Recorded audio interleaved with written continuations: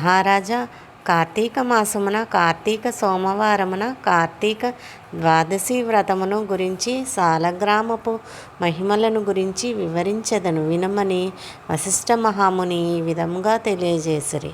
కార్తీక సోమవారం నాడు ఉదయమునే లేచి కాలకృత్యములు తీర్చుకుని నదికి వెళ్ళి స్నానము చేసి ఆచమనము చేయవలెను. తరువాత శక్తి కొలది బ్రాహ్మణునకు దానమిచ్చి ఆ రోజంతయు ఉపవాసముండి సాయంకాలము శివాలయమునకు కానీ విష్ణువాలయమునకు కానీ వెళ్ళి దేవుని పూజించి నక్షత్ర దర్శనము చేసుకుని పిమ్మట భుజింపవలెను.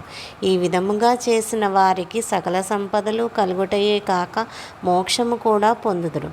కార్తీక మాసములో శని త్రయోదశి వచ్చిన ఎడల ఈ వ్రతం ఆచరించినచో 100 రెట్లు ఫలితము కలుగును. కార్తీక శుద్ధ ఏకాదశి రోజున పూర్ణ ఉపవాసం ఉండి ఆ రాత్రి విష్ణువాలయమునకు వెళ్ళి శ్రీహరిని మనసారా ధ్యానించి శ్రీహరి సన్నిధిని పురాణ కాలక్షేపము చేసి మరునాడు బ్రాహ్మణ సమారాధన చేసిన 1,000,000 యజ్ఞముల ఫలితము కలుగును. ఈ విధముగా చేసిన వారలకు సూర్యగ్రహణ సమయమున గంగానదిలో స్నానము చేసి 1,000,000 బ్రాహ్మణులకు భోజన దానము చేసిన ఎంత పుణ్యము కలుగునో దానికంటే అధికముగా ఫలము కలుగును. కార్తీక శుద్ధ ద్వాదశి నాడు శ్రీమన్నారాయణుడు శేషపానుపు నుండి లేచును గనక కార్తీక శుద్ధ ద్వాదశి వ్రతము విష్ణువునకు ఇష్టము. ఆ రోజున శ్రీమంతులెవరైనా ఆవు కొమ్ములకు బంగారు తొడుగులు తగిలించి ఆవు కాళ్లకు వెండి డెక్కలు తగిలించి దూడతో సహా బ్రాహ్మణునకు దానమిచ్చిన ఎడల ఆ యావు శరీరమందు అన్ని రోమములు కలవో అన్ని సంవత్సరములు ఇంద్రలోకములో స్వర్గ సుఖములు అందుదురు. కార్తీక మాసమందు వస్త్రదానము చేసినను గొప్ప ఫలము కలుగును. మరియు కార్తీక శుద్ధ పాడ్యమి రోజున కార్తీక పౌర్ణమి రోజున కంచు పాత్రల్లో ఆవు నెయ్యి పోసి దీపముంచిన వారు పూర్వజన్మమందు చేసిన సకల పాపములు హరించును. ద్వాదశి నాడు యజ్ఞోపవీతములు దక్షిణతో బ్రాహ్మణునకు దానమిచ్చిన వారు ఇహపర సుఖమును పొందగలరు. ద్వాదశి రోజున బంగారు తులసి చెట్టును కానీ సాలగ్రామమును కానీ ఒక బ్రాహ్మణునకు దానమిచ్చిన ఎడల 4 సముద్రాల మధ్యనున్న భూమిని దానము చేసినంత ఫలము కలుగును. దీనికి ఉదాహరణముగా ఒక కథ గలదు, శ్రద్ధగా ఆలకింపుము. సాలగ్రామ దాన మహిమ. పూర్వము అఖండ గోదావరి నదీ తీరమందలి ఒకానొక పల్లెయందు ఒక వైశ్యుడు నివసించుచుండెను.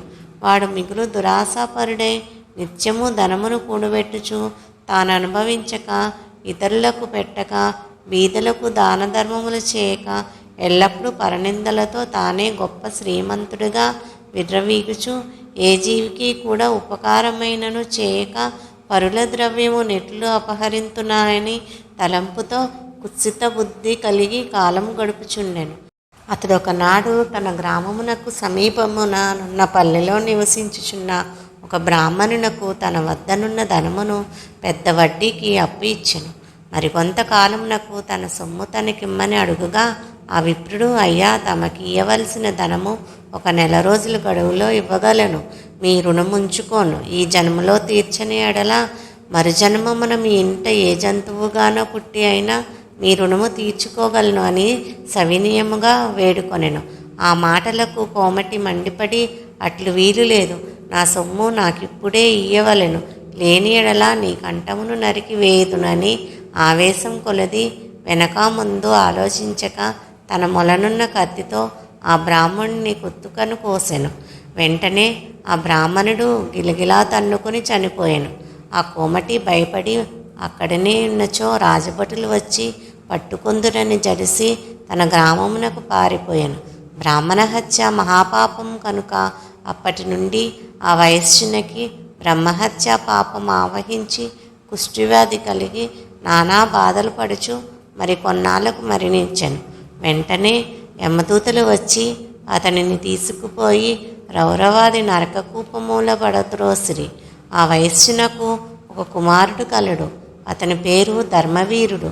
ఆ పేరునకు తగినట్లుగానే తండ్రి సంపాదించిన ధనమును దాన ధర్మలు చేయించు పుణ్యకారములు ఆచరించుచు నీడ కొరకే చెట్లు నాటించుచు నూతులు చెరువులు త్రవ్వించుచు సకల జనులను సంతోషపెట్టుచు మంచి కీర్తిని సంపాదించాను.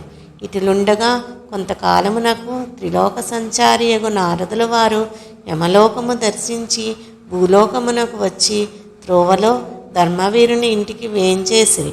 ధర్మవీరుడు నారదుల వారికి సాష్టాంగదండ ప్రణామమును ఆచరించి విష్ణుదేవునిగా భావించి ఆర్ఘ్యపాద్యాది విధుల చేత సత్కరించి చేతులు జోడించి, మహానుభావ, నా పుణ్యం కొలది నేడు తమ దర్శనము లభించింది. నేను ధన్యుడను. నా జన్మ తరించింది. నా ఇల్లు పావనమైంది. శక్తి కొలది నే చేయు సత్కారములను స్వీకరించి తమరు వచ్చిన కార్యమును విశదీకరింపుడు అని సవినయుడే వేడుకొనెను. అంత నారదుడు చిరునవ్వు నవ్వి, ఓ ధర్మవీర, నేను నీకొక హితవు చెప్పదలిచి వచ్చి తిని. శ్రీ మహావిష్ణువునకు కార్తీక మాసంలో శుద్ధ ద్వాదశి మహాప్రీతికరమైన దినము. ఆ రోజున స్నాన దాన జపాదులు ఏవి చేసినను అత్యంత ఫలము కలుగును.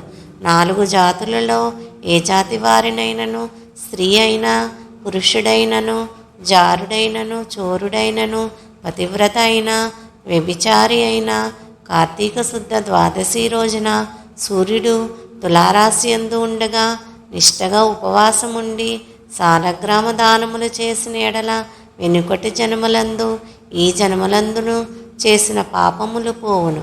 నీ తండ్రి యమలోకములో మహానరకం అనుభవించుచున్నాడు.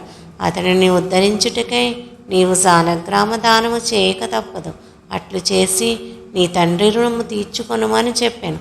అంతటా ధర్మవీరుడు, నారద మునివర్య, నేను గోదానము, భూదానము, హిరణ్య దానము మొదలగు మహాదానములు చేసి ఉంటిని. అటువంటి దానములు చేయగా నా తండ్రికి మోక్షము కలుగునప్పుడు ఈ సాలగ్రామము అనే రాతిని దానము చేసినంత మాత్రమున ఆయన ఎట్లు ఉద్ధరింపబడునాయని సంశయము కలుగుచున్నది. దీనివలన ఆకలి ఉన్నవాని ఆకలి తీరునా, దాహం కొన్నవానికి దాహం తీరునా కాక ఎందులికి దానము చేయవలెను. నేను ఈ సాలగ్రామ దానము మాత్రము చేయజాలనని నిష్కర్షగా పలికెను. ధర్మవీరుని అవివేకమునకు విచారించి, వైశ్యుడా, సాలగ్రామమును శిలామాత్రముగా ఆలోచించితివై, అది శిల కాదు, శ్రీహరి యొక్క రూపము. అన్ని దానముల కంటే సాలగ్రామ దానము చేసినచో కలుగు ఫలమే గొప్పది.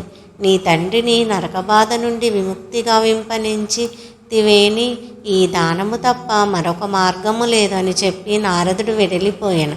ధర్మవీరుడు ధనబలము గలవాడై ఉండియు దాన సామర్థ్యము కలిగి ఉండియు కూడా సాలగ్రామ దానము చేయలేదు.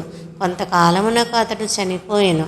నారదుడు చెప్పిన హితబోధను పెడచెవిని పెట్టుట చేత మరణానంతర 7 జన్మలయందు పులి అయి పుట్టి, మరి 3 జన్మలయందు వానరమై పుట్టి, 5 జన్మలు ఎద్దుగా పుట్టి, 10 జన్మలు మానవ స్త్రీగా పుట్టి, 10 జన్మలు పందిగా జన్మించి ఉండెను. అట్లు జరిగిన తరువాత 11వ జన్మలో ఒక పేద బ్రాహ్మణుని ఇంట స్త్రీగా పుట్టగా ఆమెకు యవ్వన కాలము రాగా ఆ పేద బ్రాహ్మణుడు ఒక విద్వాంసునికి ఇచ్చి పెండ్లి చేసెను. పెండ్లి అయిన కొంతకాలమునకు ఆమె భర్త చనిపోయెను. చిన్నతనమునందే ఆమె కష్టాలు సంభవించినందులకు తల్లిదండ్రులు, బంధుమిత్రులు చాలా దుఃఖించిరి. తండ్రి ఆమెకు ఈ విపత్తు ఎందువలన కలిగే నాని దివ్య దృష్టితో గ్రహించి వెంటనే ఆమె చేత సాలగ్రామ దానము చేయించి, నాకు బాల వైవిధ్యమునకు కారణమైన పూర్వజన్మ పాపము నశించుగాక అని చెప్పించి సాలగ్రామ దాన ఫలము దారవోయించెను. ఆ రోజు కార్తీక సోమవారం అగుట వలన ఆ సాలగ్రామ దాన ఫలముతో ఆమె భర్త జీవించెను. పిదప ఆ నూతన దంపతులు చిరకాలము సకల సౌభాగ్యములతో జీవించి జన్మాంతరమున స్వర్గమున కేగిరి.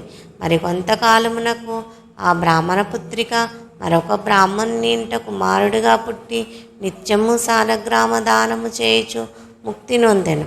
కావున ఓ జనక, కార్తీక శుద్ధ ద్వాదశి రోజున సాలగ్రామ దానం చేసిన దాని ఫలితము ఇంతింత కాదు, ఎంతో ఘనమైనది. కావున నీవును ఆ సాలగ్రామ దానమును చేయుము. స్వస్తి. ఓం నమః శివాయ, ఓం నమః శివాయ అని కామెంట్ చేయండి.